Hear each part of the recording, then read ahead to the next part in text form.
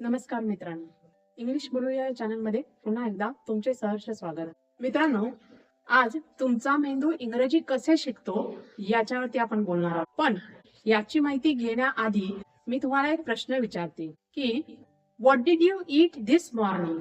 आता या प्रश्नाचं उत्तर देण्याआधी तुमच्या मेंदूमध्ये नेमकं काय होतं ते मला सांगा.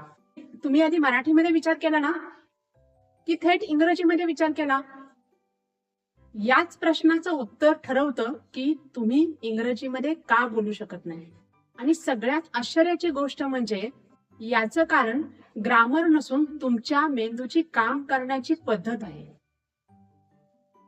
आज आपण तुमच्या मेंदूमध्ये डोकावणार आहोत.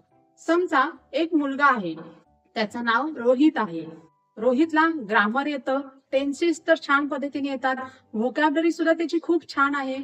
पण त्याला जेव्हा इंटरव्ह्यू मध्ये असा एक प्रश्न विचारला जातो की tell me about your self, तेव्हा तो एकदम शांत होतो. का बरं? ज्ञान कमी आहे म्हणून? नाही. मग कारण काय? त्याला उत्तर माहिती होतं, पण उत्तर तोंडातून बाहेर येत नव्हतं. कारण त्याचा मेंदू प्रत्येक वाक्य मराठीमधून इंग्रजीमध्ये भाषांतर करण्याचा प्रयत्न करत होता. उदाहरणार्थ, माझं नाव रोहित आहे, याला तो ट्रान्सलेट कसं करणार? माय नेम इज रोहित, मी कोल्हापूरचा आहे. I am from Kolhapur. तुम्हाला वाटत असेल हे तयार करण्यासाठी बाहेरून बघितलं तर 15-20 सेकंद गेले, पण त्याच्या मेंदूमध्ये शेकडो विचार चालू होते. आता या प्रश्नाचं उत्तर जे काय आहे ते उत्तर तुमच्या पुस्तकामध्ये नाही आहे, तर ते उत्तर तुमच्या मेंदूमध्ये आहे. सगळ्यात पहिल्यांदा हे समजून घेऊया की आपला मेंदू एखादी भाषा किंवा इंग्रजी भाषा कशी शिकतो. आपला मेंदू कोणतीही नवीन भाषा ही 3 टप्प्यामध्ये शिकतो. स्टेज 1 मध्ये ट्रान्सलेशन असतं, ज्याच्यामध्ये मराठीमध्ये विचार येतो, मग तो इंग्लिश मध्ये ट्रान्सलेट होतो आणि त्यानंतर तो व्यक्त होतो. हा टप्पा सर्वात संथ आहे, कारण याच्यामध्ये मेंदूला बरंच काम करावं लागतं. कारण प्रत्येक वाक्य आधी मनात तयार होतं, मग त्याचं भाषांतर होतं आणि मग ते तोंडातून बाहेर पडतं. त्यामुळे अर्थातच बोलताना वेळ हा लागतोच. दुसरी स्टेज जी काय आहे भाषा शिकण्याची, ती म्हणजे आधी एक पिक्चर आपल्या मनामध्ये तयार होतं, मग त्याचा इंग्लिश वर्ड जो काय आहे तो डायरेक्ट आपल्या डोक्यामध्ये येतो, डायरेक्ट आपल्या मनामध्ये तो येतो आणि मग तो वर्ड आपण बोलतो. आणि सगळ्यात महत्वाचं, या प्रोसेसमध्ये ट्रान्सलेशन आपोआप कमी होतं. उदाहरण सांगायचं झालं तर समजा हे चित्र आहे, तर हे चित्र बघितल्यानंतर तुम्हाला लगेचच ऍपल असं डोक्यात आलं की नाही? तुमच्या डोक्यामध्ये लगेचच ऍपल असं थेट आलं असेल तर तुमचा मेंदू नवीन सवय तयार करायला लागलेला आहे. आता हा झाला दुसरा टप्पा, ज्याच्यामध्ये ट्रान्सलेशन बंद होतं. तिसऱ्या टप्प्यामध्ये किंवा स्टेज 3 मध्ये भाषा कशी शिकली जाते, तर याच्यामध्ये विचार येतानाच तो इंग्लिशमध्ये येतो, तो इंग्लिशमध्येच व्यक्त होतो आणि आपण इंग्लिशमध्ये बोलतो. या स्टेजला आपण फ्लुएन्सी असं म्हणतो.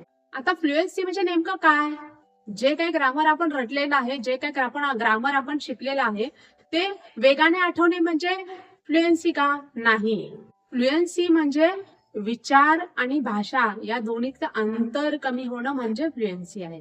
म्हणजे जो विचार आहे तो भाषेमध्ये पटकन व्यक्त करता आला पाहिजे आणि त्यातलं जेव्हा अंतर कमी होईल त्यावेळेला ती फ्लुएन्सी लेवल अचीव होते. म्हणूनच फ्लुएंट लोक भाषांतर करत बसत नाही, तर त्यांचा मेंदू लगेचच इंग्रजीमध्ये रिप्लाय करायला लागतो.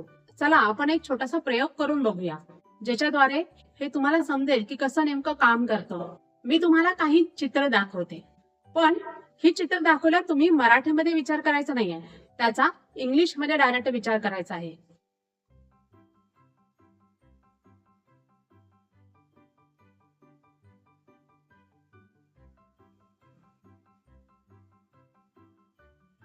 आता अजून आपण 3 इमेजेस बघू.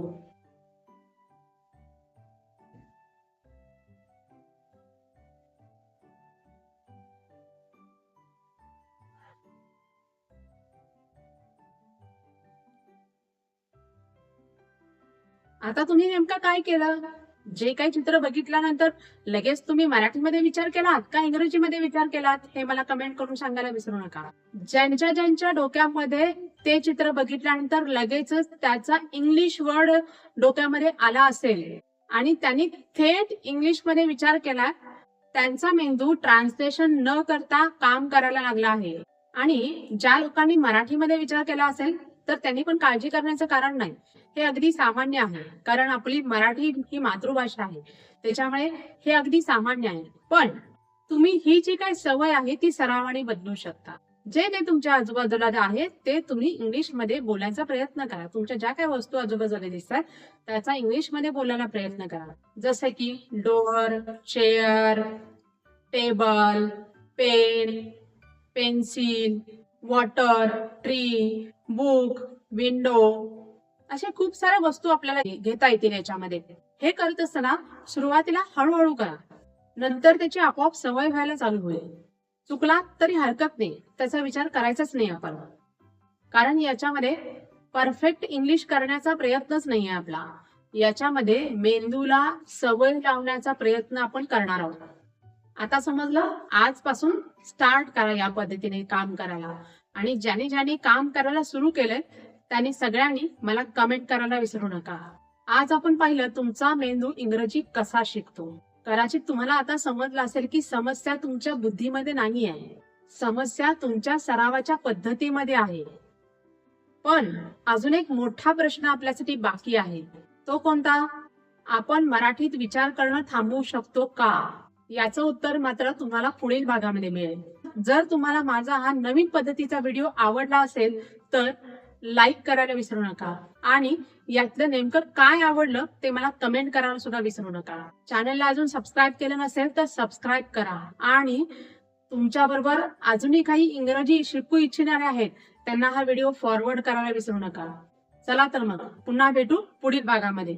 पुढील भागामध्ये मात्र आपण एक इंटरेस्टिंग विषयावरती बोलणार आहोत. आपण खरंच मराठीमध्ये विचार करणं थांबवू शकतो का? धन्यवाद.